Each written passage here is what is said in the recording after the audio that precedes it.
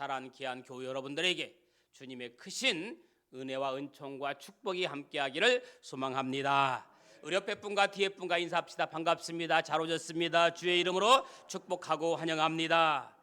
요즘 만나는 사람마다 인사가 날씨가 너무 좋습니다. 나들이 가기 딱 좋은 날입니다. 그런 이야기를 많이 듣습니다.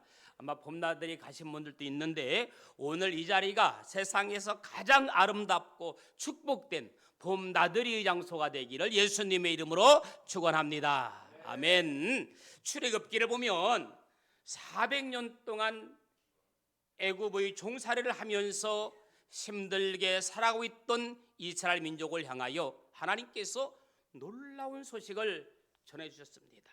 내가 모세와 아론을 보내어 이스라엘 민족을 애굽에서 구출해서 젖과 꿀이 흐르는 약속의 땅 가나안으로 인도하시겠다고 하는 기쁨의 소식을 이스라엘 백성들에게 들려주게 된 것입니다. 이스라엘 백성들은 너무너무 기뻤고 흥분을 가라앉힐 수 없었습니다. 그래서 모세와 아론이 바로 왕 앞에 나가서 말합니다. 하나님께서 말씀하셨다. 하나님께서 말씀하셨다. 이제 그만 우리 이스라엘 민족을 괴롭히고 해방시켜 주어라. 바로 왕이 모세와 아론의 말을 듣고 어떻게 했을까요? 순수히 그 말에 대응해 준 것이 아니라 오히려 이스라엘 민족을 더 학대하기 시작합니다. 내가 지금까지 이스라엘 민족을 학대하지 않고 그냥 너무 느슨하게 풀어주었더니 이런 이야기가 나온다고 생각하고 이제부터는 공포 정치로 들어가는 것입니다. 더 억압하고 더 힘들게 만들어서 다시는 이런 이야기가 나오지 못하도록 찍소리 못하게 그런 정책을 시도합니다. 혹을 때려갔다가 혹을 하나 더 붙이게 되는 셈입니다.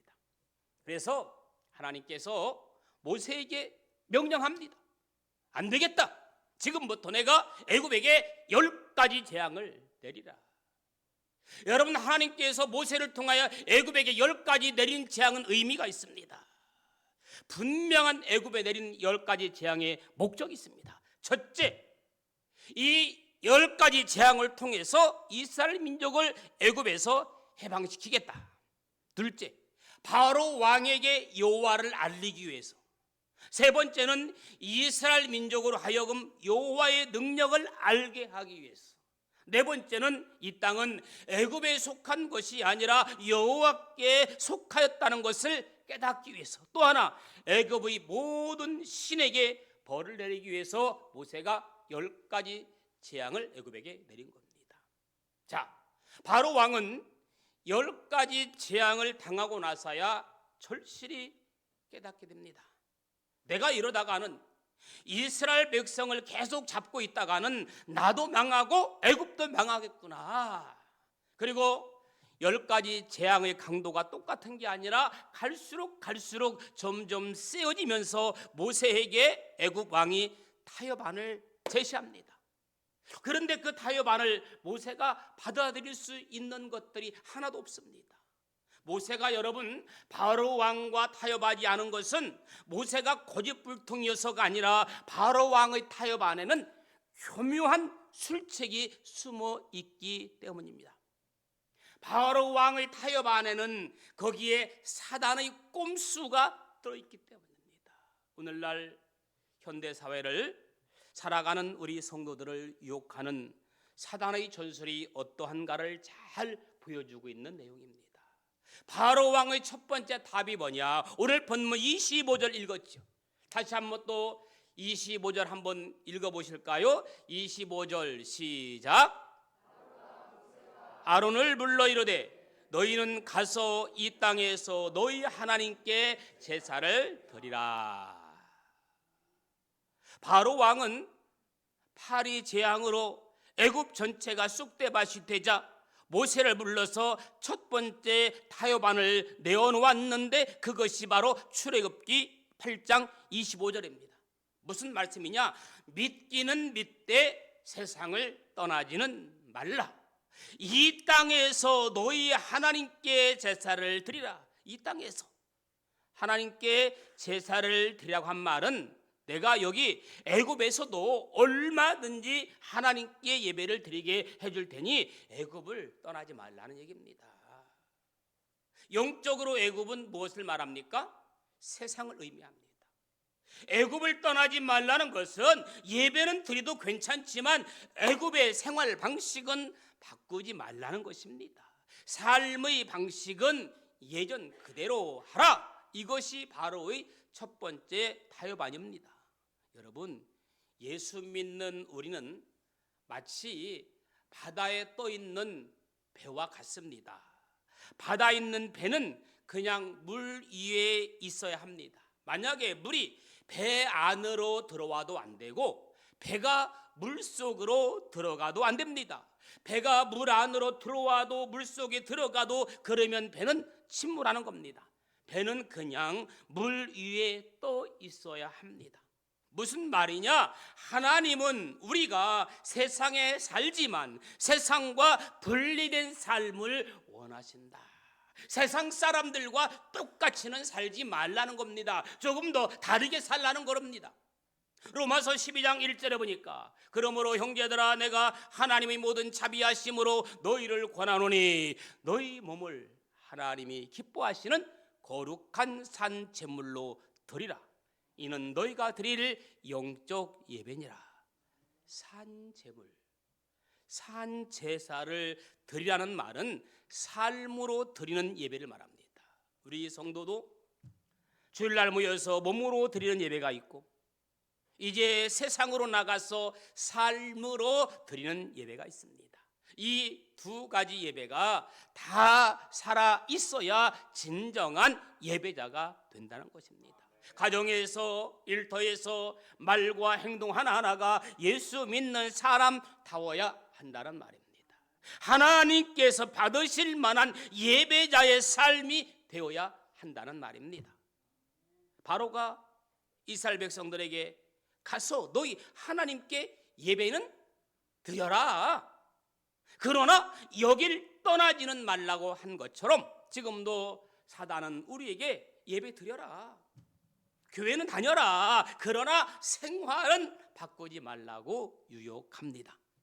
그러므로 우리는 세상에 살되 세상에 물들지 않는 예배자가 되어야 합니다. 한 주간도 세상과 타협하지 않고 물들지 않는 영적 삶의 성공자가 되기를 주님의 이름으로 축복합니다. 그 다음에 바로왕의 두 번째 타협은 28절입니다. 28절에 보면 바로왕이 두 번째 모세와 타협하는 내용이 나옵니다. 다시 한번 읽어보실까요? 시작. 바로가 이르되 내가 너희를 보내리니 너희가 너희 하나님 여호와께서 광야에서 제사를 드릴 것이나 너무 멀리 가지는 말라. 그런즉 너희는 나를 위하여 간구하라. 무슨 말이냐? 믿기는 믿되 너무 열심히 믿지 말고 적당히 믿어라. 어떻게 보면 믿기는 믿되 세상을 떠나지 말라는 첫 번째 타협 아니라 너무 열심히 믿지 말고 적당히 믿으라는 두 번째 타협 안에는 같은 맥락입니다. 어찌되었든 예수 믿는 것 좋다. 얼마든지 예수 믿어라. 그러나 너무 유별나게 믿지 말라. 여러분, 신앙생활 하는 거 좋다. 그러나 열성분자처럼 믿지는 말아라. 광신자가 되지는 말아라. 어떻게 보면 맞는 말 같습니다. 사단은 절대로 말도 안 되는 소리로 우리를 유혹하지 않습니다. 그럴싸하게 사탕 발림으로 유혹합니다. 적당주의 신앙으로 유혹하는 것입니다. 적당주의 신앙, 이게 사단의 두 번째 꼼수이고 유혹입니다. 초신자들 가운데 종종 이런 분들이 간혹 있습니다. 이제 교회에 나온 지도 1년이 넘었으니 세례도 받고 더 열심히 신앙생활해 봅시다 라고 말하면 이렇게 얘기해. 간혹 목사님, 아직까지는 교회에 깊이 관여하고 싶지 않아서 적당히 믿다가 다음에 세례를 받을게요 라고 말하는 분들이 간혹 있습니다. 여러분은 신앙생활에 적당히라는 말에 공감하십니까? 공감하실 분이 있을 겁니다. 여러분, 이 세상에서요, 적당히 해서 되는 일은 아무것도 없습니다. 뭐 사업을 하든 운동을 하든 공부를 하든 신앙생활을 하든 적당히 해서 되는 일은 아무것도 없어요. 여러분, 코카콜라 잘 아시잖아요. 이 음료수는 전 세계 사람들이 즐겨 먹는 음료수입니다. 그런데 코카콜라가 이렇게 유명하게 되게 되는 코카콜라 매니아가 있었기 때문입니다. 제2차 세계대전이 끝났을 때 그 당시 코카콜라의 사장이 로버트 우드러프는 다음과 같이 결심을 선언합니다. 나의 꿈은 내가 살아있는 동안 전 세계 모든 사람이 코카콜라 한 잔이라도 맛보게 하는 것이다. 내가 살아있는 한 전 세계 모든 사람이 코카콜라 한 잔이라도 맛보게 하는 거다. 기자의 질문에 이렇게 말하죠. 내 혈관 속에는 피가 흐르는 것이 아니라 뭐가 흐른다? 코카콜라가 흐른다. 저러면 여러분 안에, 내 안에 예수의 심장, 예수의 피가 흐를 수 있기를 주님의 이름으로 축원합니다. 할렐루야. 그는 정말로 코카콜라에 완전히 미친 사람이었습니다.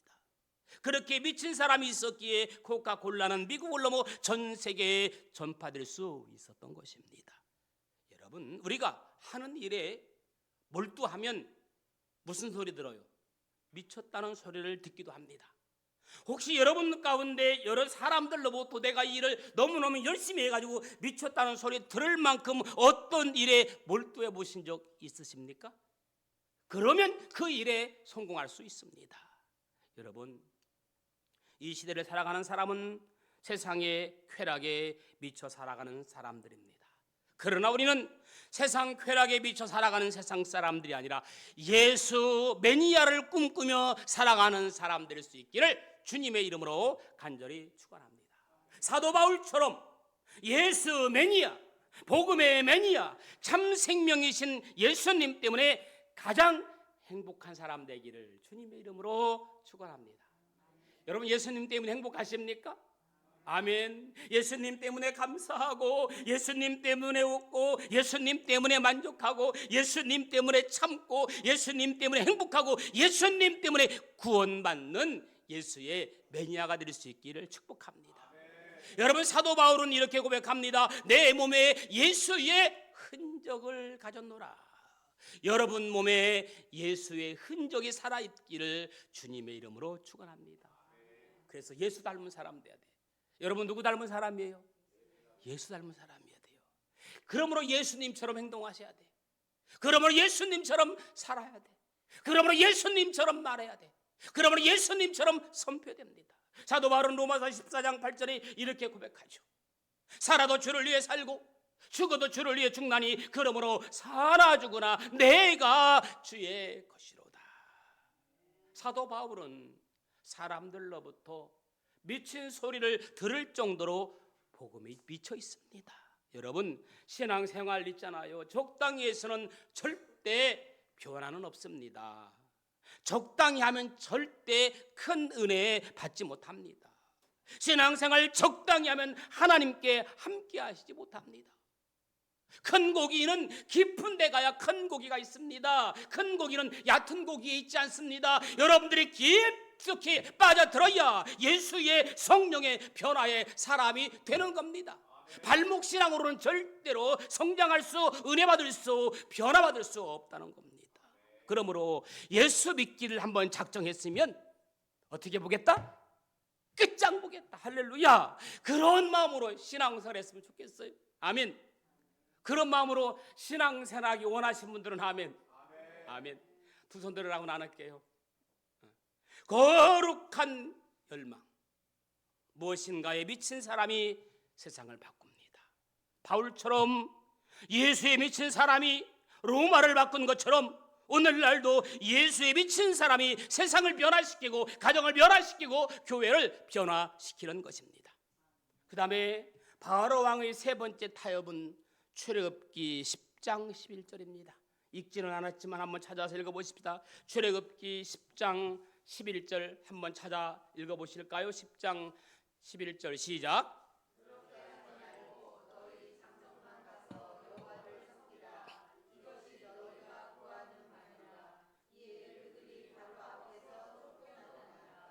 이게 무슨 말입니까? 자녀들 신앙은 관여치 말고 자유롭게 크도록 놔둬라. 모세가 바로 왕에게 우리가 여호와 앞에 절기를 지키기 위해 남녀노소와 양과 소를 데리고 가겠다. 노인과 어린아이까지 그리고 짐승까지 전 재산 거느리고 가겠다고 하니까 그렇게 하지 말고 너희 장정만 가서 여호와를 섬기라. 바로 왕이 질색하는 장면입니다. 더 쉽게 이야기하면 자녀들에게까지 무엇을 강요하지 말자? 신앙을 강요하지 말라. 애들은 들어도 잘 모르니까 그냥 자유를 줘라.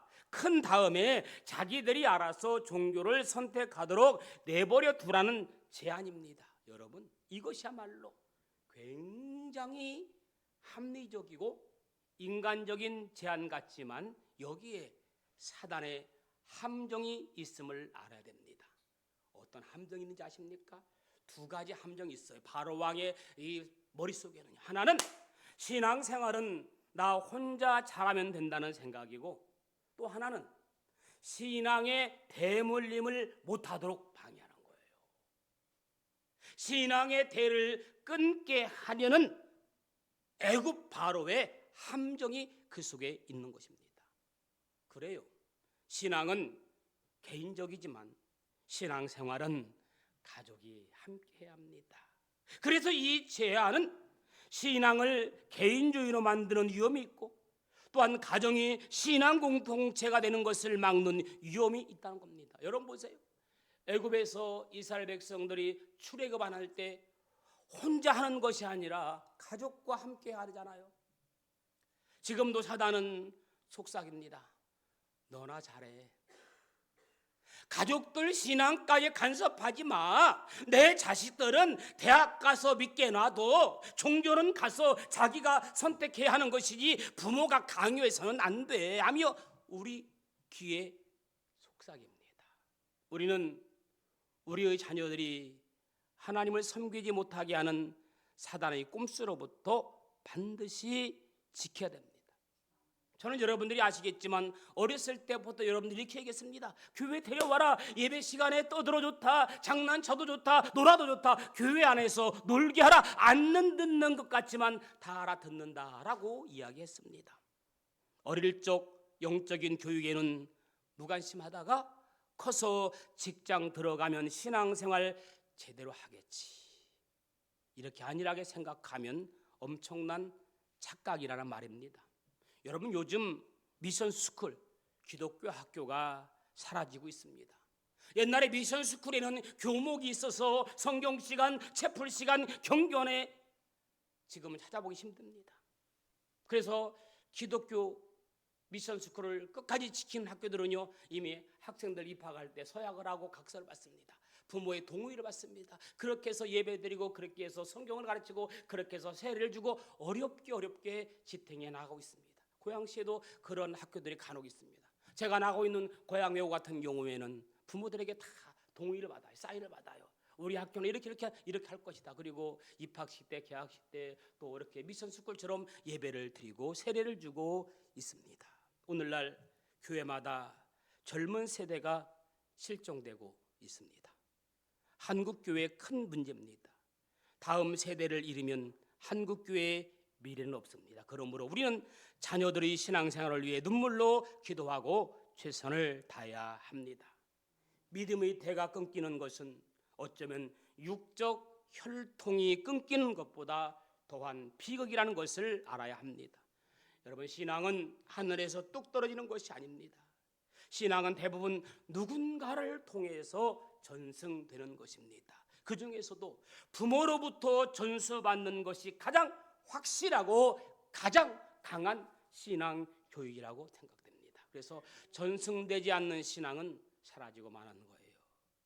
우리는 신앙의 대가 끊기는 비극이 없도록 신앙의 대물림을 잘해야 됩니다. 그러기 위해서는 자녀를 위해서 기도하고 영적 유산을 제대로 남기도록 힘써야 합니다. 바로 왕의 네 번째 타협은 뭘까요? 마지막 네 번째 타협은 10장 24절입니다. 출애굽기 10장 24절 한번 찾아봅시다. 다 같이 함께 읽도록 하겠습니다. 시작. 바로가 모세를 불러서 이르되 너희는 가서 여호와를 섬기되 너희의 양과 소는 머물러 두고 너희 어린 것들은 너희와 함께 갈지니라. 무슨 말일까요? 마음만 있으면 됐지 물질까지 드릴 것은 없지 않느냐. 바로는 양과 소는 두고 몸만 가라고 제안합니다. 그 당시에 양과 소는 가장 중요한 재산이었습니다. 그래서 양과 소를 두고 가라는 이 말은 예배를 드리되 물질까지 드리면서 예배할 필요는 없다. 물질 드리지 말고 예배 드려라. 예배는 정성만 있으면 되지 무슨 물질까지 바치려 하느냐. 참으로 달콤한 유혹입니다. 그런데 여러분 알아야 합니다. 물질의 헌신이 없는 예배는 마음 없는 예배입니다. 예수님께서 말씀하십니다. 마태복음 6장 21절 내 보물이 있는 곳에 내 마음도 있느니라. 보물이 있는 곳에 마음이 있기 마련입니다. 여러분 마음을 쏟으면 물질은 저절로 가는 거예요. 예를 들어 볼까요? 남자가 어떤 여인을 사랑한다. 어떻게 할 수 있을까요? 그 여인을 위해 쓰는 돈이 전혀 아깝지 않으면 그 여자 사랑하는 것 틀림없습니다. 그런데 내가 저 여자에게 쓰는데 아깝다 그런 마음이 들면 그 여인을 사랑하는 것이 아닙니다. 요즘 젊은 친구들의 사랑과 옛날 저희 때 사귈 때는 너무너무 달라요. 저희 때만 해도 사랑하면 정말 없을 때는 친구들에게 빌려서라도 썼습니다. 돈을 빌려서 빵을 사주고 돈을 빌려서 짜장면을 사줬습니다. 저희 때는 더치페이가 없어요. 몰라요. 저는 지금도 더치페이가 뭔지를 모르고 살아가요. 그런데 요즘 젊은 친구들은요 데이트할 때도 심지어 더치페이를 한대요. 네가 조금 돈을 더 썼다고 심지어는 나중에 차액을 계좌 이체시키라고 하는 친구도 있답니다. 물론 세대가 다르니 틀렸다는 말보다는 많이 다릅니다. 심지어 결혼할 때도 똑같이 2분의 1씩 딱 나누어서 시작한다고 합니다. 얼마나 삭막합니까? 그게 온전한 사랑입니까? 그게 온전한 가정이 되겠습니까? 저나 그런 남자거든 절대 사귀지 마라. 처음부터 그냥 너에게 올인하고 막 뭐 사주고 그냥 몸만 와 그런 남자 있어 만나야 돼. 치사하게 똑같이 2분을 내야 되고 조금 네가 더 썼다고 그런 남자는 아예 시작하지를 마라. 알았지? 그래. 아무튼 마음이 가는 곳에 물질은 자연히 가는 법입니다. 그래서 교회를 얼마나 사랑하느냐, 그것은 얼마나 헌신하고 많은 것을 드리느냐를 보면 알 수가 있습니다. 여러분 죄송해요. 주님께 드리는 예물은 아까워서 손이 덜덜덜덜 떨면서 자식 손자에게 주는 돈은 손이 떨리지 않는다면 아직도 주님보다 자식을 더 사랑하는 것 맞습니다. 하나님 섬기고 교회 섬기는 행복과 기쁨을 충만히 누리려면 물질까지 섬길 때 행복을 경험할 수가 있습니다. 여러분 교회에서 어떤 행사가 있을 때 막 사랑스럽게 내 돈 들여서 정성껏 준비할 때 행복해요, 안 행복해요? 왜 대답들 안 하죠? 우리 황선현 집사님 부활주일 때 막 계란을 정성스럽게 싸가지고 너무 예쁘게 행복하시죠 집사님. 그 행복을 다음에 다른 사람에게 뺏기고 싶지 않대. 할렐루야. 그런 거룩한 아름다운 귀한 신앙의 욕심이 있기를 주님의 이름으로 간절히 축원합니다. 오늘날 성도들이 신앙의 기쁨, 신앙의 행복을 충분히 누리지 못하는 이유는 물질 없이 하나님 섬기려고 하기 때문입니다. 여러분 교회를 위해 어떤 걸 할 때, 봉사할 때 거기에서 행복을 누리는 신앙관과 물질과는 별개의 문제가 아니에요. 올바른 신앙관의 잣대는 하나님의 영광을 위한 물질관이 필요합니다. 아멘. 하나님, 저 자신을 위해서는 아무것도 원치 않습니다. 저는 주께서 먹여주시고 입혀주심을 믿습니다. 그러나 주의 영광을 위해서 당신이 부어주시는 축복을 기대합니다. 주의 일 더 잘하기 위해서 물질이 필요합니다. 우리에겐 이런 물질관이 필요합니다. 행함이 없는 믿음은 죽은 믿음인 것처럼 우리는 행함이 있는 물질관이 필요합니다. 말씀을 맺습니다. 애굽의 바로 왕이 모세에게 제안한 협상하는 그 안에 사달의 꼼수라는 사실을 기억하시기 바랍니다. 모세는 그것을 알았기 때문에 그것과 타협하지 않았습니다. 바로 왕의 타협이 주는 교훈은 무엇입니까? 믿기는 믿되 세상을 떠나지 말라. 잘못된 겁니다. 너무 열심히 믿지 말라. 적당히 믿어라. 잘못된 겁니다. 자녀들 신앙 간섭하지 말고 자유롭게 크게 나더라. 더더욱 잘못된 겁니다. 마음만 있으면 되지 물질까지 버릴 것 없다. 잘못된 겁니다. 신앙의 오류를 범하지 않는 여러분들의 삶이 되기를 바랍니다. 우리는 이 시간 보혈을 지나 함께 찬양하기를 원합니다. 보혈을 지나 하나님 품으로, 보혈을 지나 아버지 품으로 한 걸음 한 걸음씩 나아가기 원합니다. 이스라엘 백성들이 애굽에서 가나안 땅을 향해 한 걸음 한 걸음씩 나아갔던 것처럼 우리의 신앙이 주님의 보혈로 한 걸음 한 걸음 달려나가기를 소망합니다. 보혈을 지나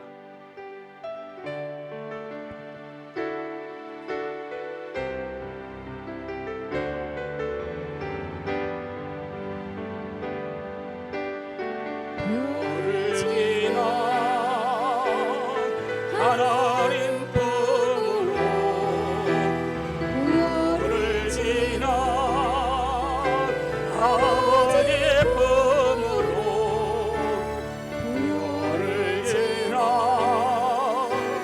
하나님 품으로 한 걸음씩 나아가네. 보혈을 지나 하나님 품으로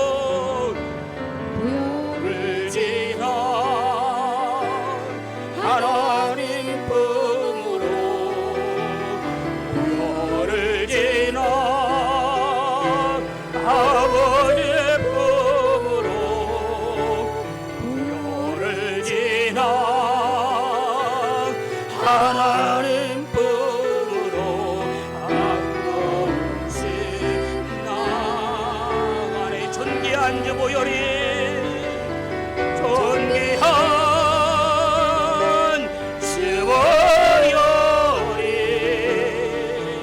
내 영을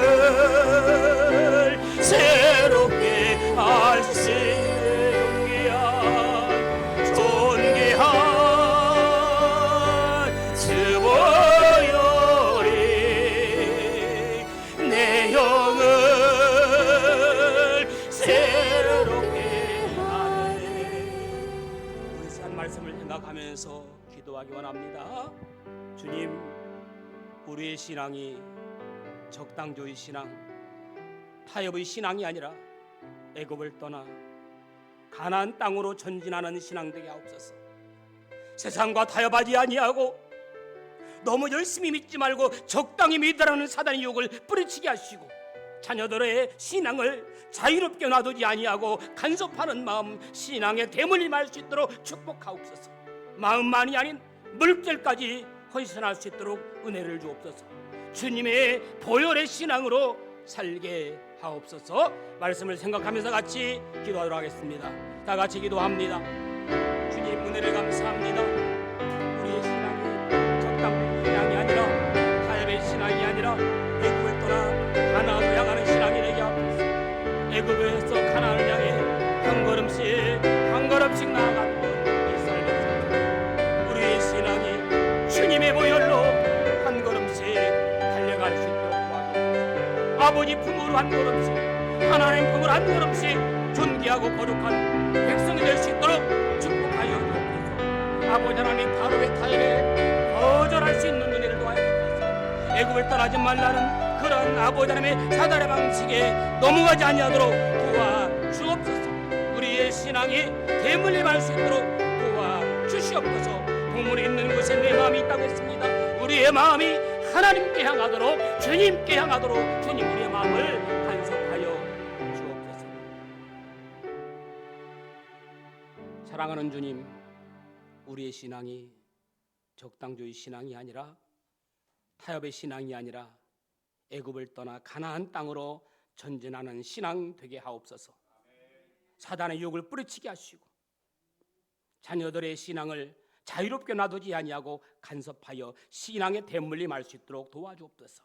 주님의 보혈의 신앙으로 살게 하옵소서. 예수님의 이름으로 기도합니다. 아멘. 314